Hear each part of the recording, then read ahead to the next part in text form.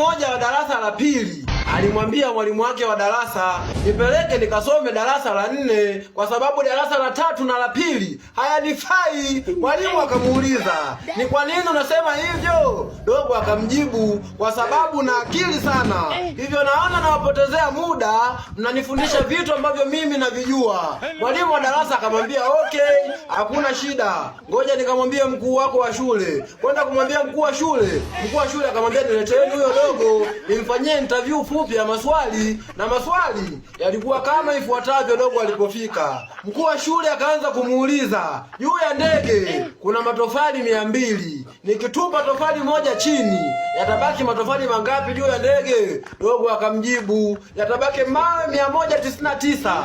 Mwalimu akamwambia, safi, nipe tekniki basi za kumweka tembo kwenye friji. Dogo akamwambia mkuu wa shule, unafungua friji, unamchukua tembo, unamweka ndani ya friji, alafu unafunga friji. Mkuu wa shule akamwambia, na tekniki za kumweka nyani kwenye friji? Dogo akamwambia, tekniki ndo zile zile, sema zinabadilika kidogo. Unafungua friji, unamtoa tembo, unamweka nje, unamchukua nyani, unamweka ndani ya friji, alafu unafunga friji. Mkuu wa shule akamwambia, safi.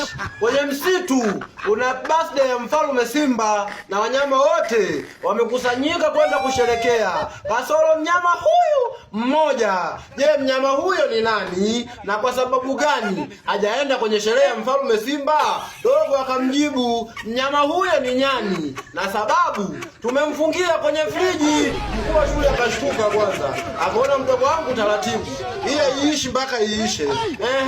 Na kuna bibi mmoja kizee. Mkuu wa shule wewe anauliza, alifanikiwa kupita kwenye mto wa mamba na viboko wakali. Je, ni kwa nini aliweza? Dogo akamjibu, ni kwa sababu wanyama wote walienda kusherehekea birthday ya mfalme Simba. Mkuu wa shule akaona sawa, ili la mwisho, inasemekana sasa yule bibi kizee tena alikufa. Je, unahisi ni nini kilichomuua? Dogo akamjibu, nadhani ni lile tofali moja tulilolishusha kwenye ndege, lilimwangukia bibi akafa. Headmaster akasema, huyu mtoto apelekwe chuo kikuu, ili iishi mpaka iishe. Umenunua utumbo Headmaster, usiogope nzi.